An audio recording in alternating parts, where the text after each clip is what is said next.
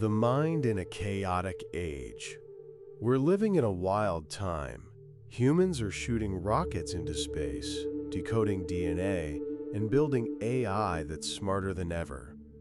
But here's the kicker. We're still clueless about taming our own minds. Anxiety, depression, chronic stress, or that nagging feeling of being adrift, like you're just going through the motions. Sound familiar? These aren't just problems for the unstable. They're creeping into everyone's lives. Modern science has names for these struggles. But does it get to the root? Most therapies patch up the surface, while the real issue festers, popping up in new forms. We're not here to sell you some feel-good fix or promise instant healing. Instead, we're inviting you to a journey, a way of seeing that's rooted in 2,500-year-old wisdom, not superstition, but a razor-sharp science of the mind. It's about spotting your thoughts as they spark and finding freedom in that clarity. Let's dive in.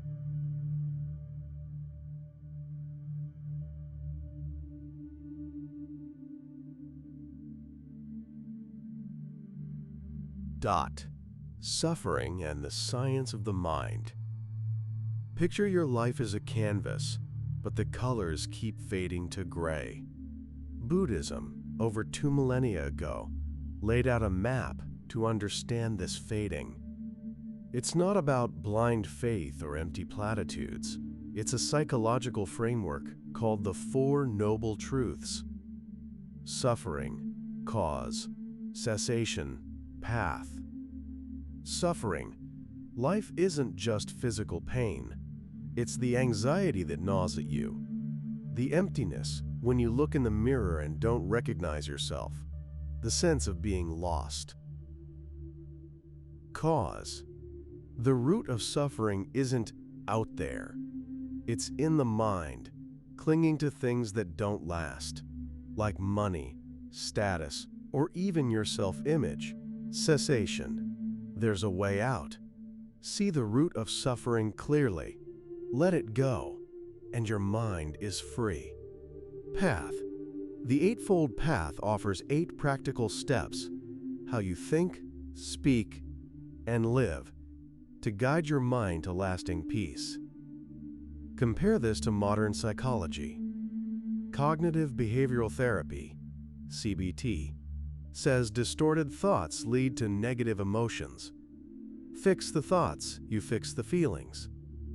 Buddha said this ages ago, but went deeper. Don't just tweak your thoughts. See the impermanence of everything. No emotion, joy, sadness, or fear lasts forever. When you get this, suffering loses its grip. Think of it like standing by a river.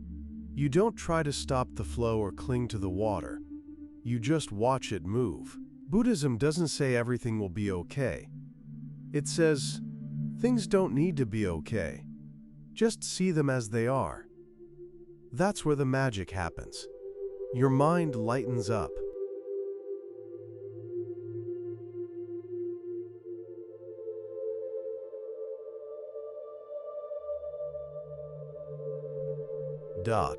The self, the ghost of suffering. Ever wonder why you're your own worst enemy? When you're sad, angry, or beating yourself up, something's pulling the strings. The illusion of a fixed self. In Buddhism, this is called attachment to self, an idea that you're a solid, separate entity. Modern psychology backs this up. People with depression or anxiety often get trapped in a warped self-image, thinking, I'm a failure, I'm not enough, or I have to be perfect to be loved. But here's the twist. That self isn't real. Buddha taught that what we call I is just a mix of temporary elements: body, feelings, perceptions, thoughts, consciousness, like puzzle pieces that don't form a permanent picture. When someone criticizes you, you hurt because you think, I am under attack. When you fail, You suffer because you believe I am a loser. But dig deeper, and there's no fixed I to hurt. Try this. Next time a negative thought hits, I'm worthless, or I don't deserve love, pause and ask, who's thinking this? Don't chase an answer, just watch. Those thoughts are like waves. They come, they go. They're not you. Psychology calls this the inner critic. Buddhism calls it the deluded mind. Fleeting thoughts, not truth. When you see they're not you, they lose their power. This isn't about forcing positive thinking. It's about liberation, realizing there's no self to fix, just a stream of consciousness seeing itself clearly, and in that clarity, suffering fades.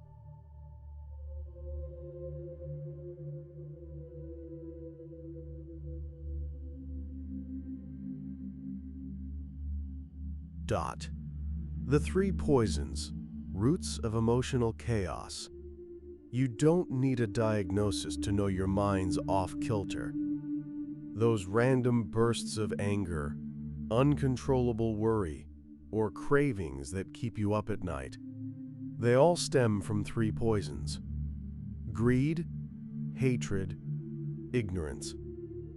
Greed, the endless wanting, more success, more love, more validation.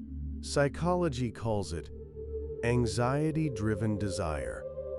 The more you chase, the more you fear losing.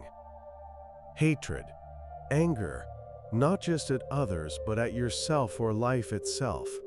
When reality doesn't match your expectations, hatred flares, burning your peace. Ignorance, not stupidity, but blindness to reality. You repeat harmful patterns, thinking they protect you, when they're just digging you deeper into pain.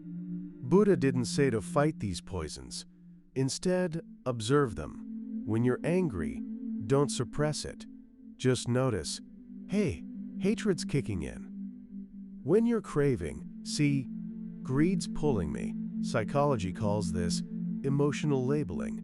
Buddhism calls it mindfulness, seeing without judging.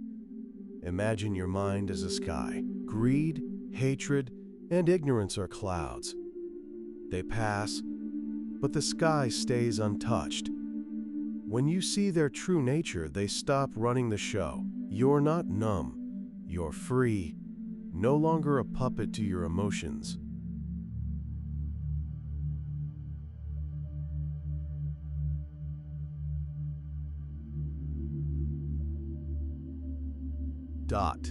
Mindfulness and meditation, tools for freedom.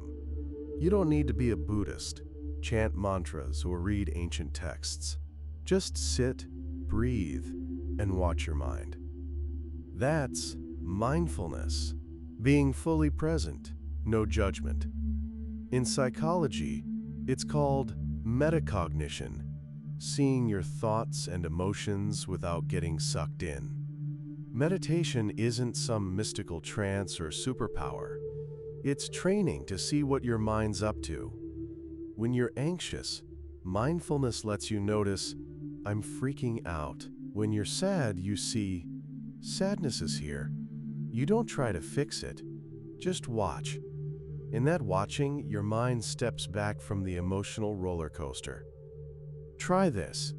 Spend 5 minutes a day sitting quietly, focusing on your breath. When thoughts pop up, don't push them away.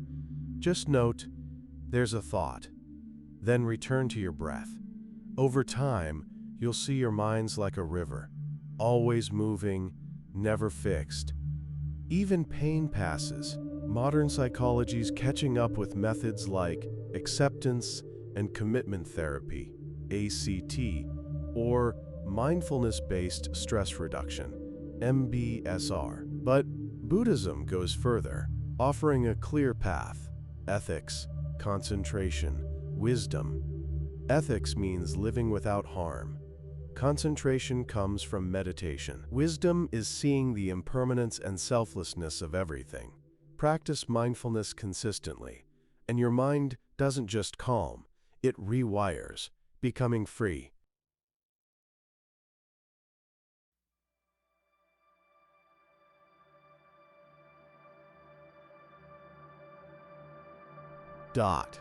Compassion, the antidote to loneliness.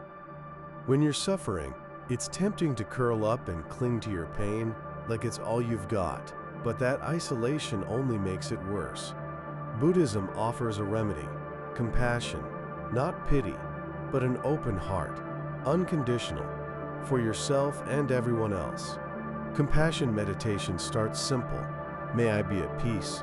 May my loved ones be happy. May my enemies find ease. May all beings be free. It might feel cheesy at first, but stick with it. You'll feel your heart soften, the walls between you and the world crumbling. Your pain merges with the universal struggle, and you realize we're all in this mess together, trying to find our way. Psychology calls this compassion-focused therapy. Buddhism calls it boundless compassion, love without a self, expecting nothing in return. When you practice compassion, you don't just heal, you become a source of light. You don't need someone to love you, because you are love.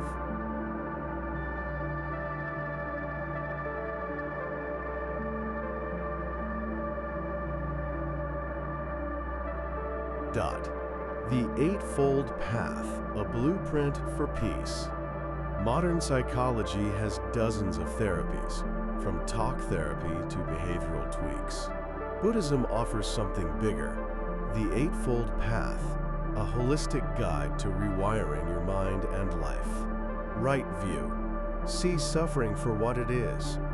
Not anyone's fault, but a result of clinging. Right. Intention. Think with kindness, not knee-jerk negativity.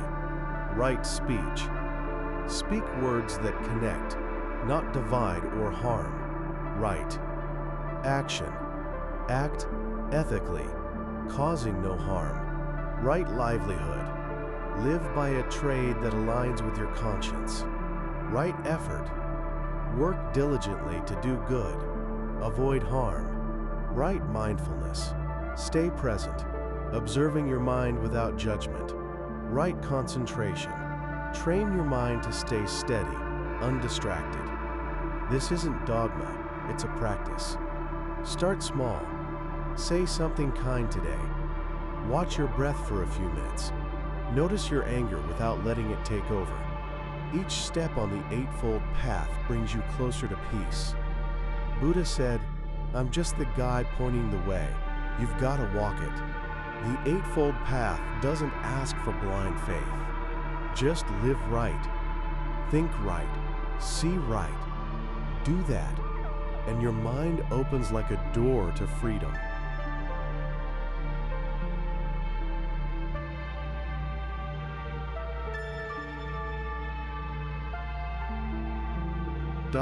Closing. Your journey starts here. Suffering isn't your fate. It's an invitation to turn inward, see your mind clearly, and find a path to freedom. Buddhism doesn't promise a pain-free life. It shows you how to stop letting pain run the show. Start today.